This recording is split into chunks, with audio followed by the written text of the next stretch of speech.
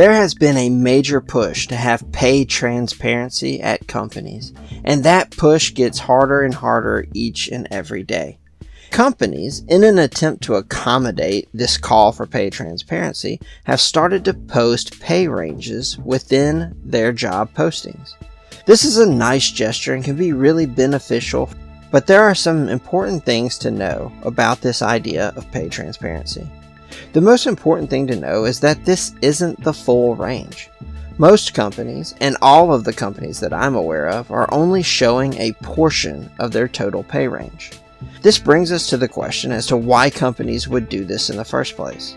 And in addition to that are they really being transparent? To the idea of transparency, there are a lot of benefits to companies in not revealing their full pay ranges. So it can be very intimidating to reveal the pay range in the first place. Whether they show the entire pay range or only a portion, that is still transparent.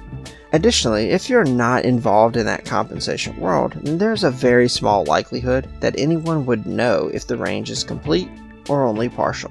To the question many want to know, why are they not showing the full pay range? Or why are they showing the range that they are showing? There are really three primary reasons that companies only show partial pay ranges. Number one is setting realistic expectations.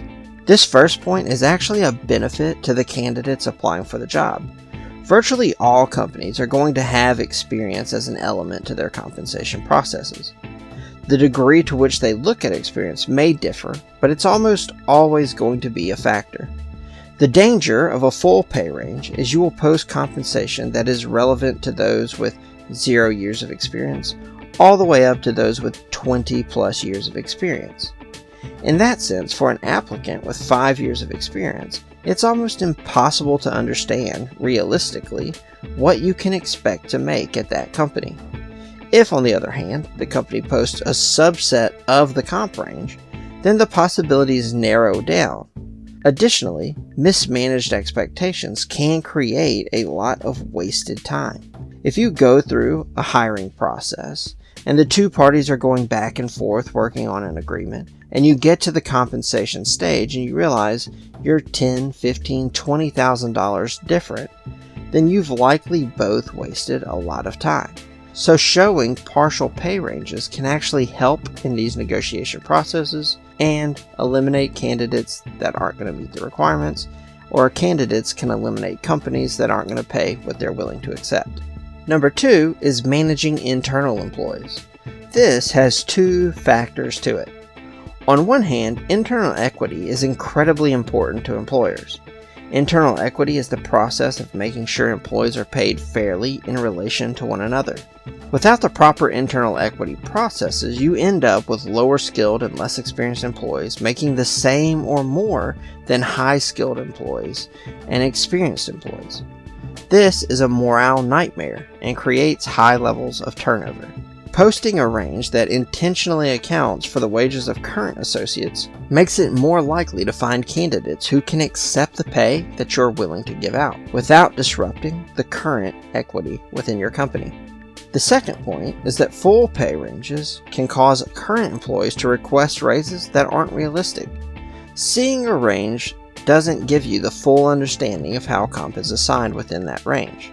So current employees who are paid appropriately may look at that range, see how high the range goes, and start to feel that they're underpaid based on the wide range, whereas within that range they are paid appropriately. Number three is to protect yourself from competitors. This is not a benefit to the employees, but it is the truth of business. Competition is a threat to any company, and is something that no business is going to just ignore. If your company has major competitors, you can be guaranteed that they are watching what is happening. If full ranges were to be posted, competitors know exactly what it's going to take to get candidates over your company. This forces companies to increase pay, develop more benefits to compete, and at the end of the day, it can have a huge impact on budgets and business decisions. So while it doesn't benefit the employees directly, some companies would argue in the long run it does benefit employees. But at the end of the day, competition is a major driver in the business world, and they are going to make decisions based off competition, whether employees like it or they don't.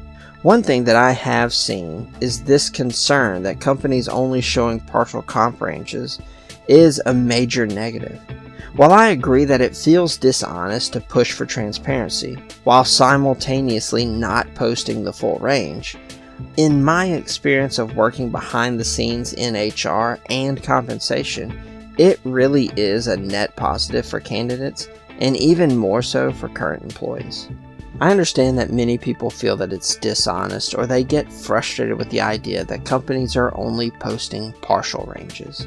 But I think at the end of the day, a full range wouldn't bring any more benefit to applicants or employees than posting a partial range.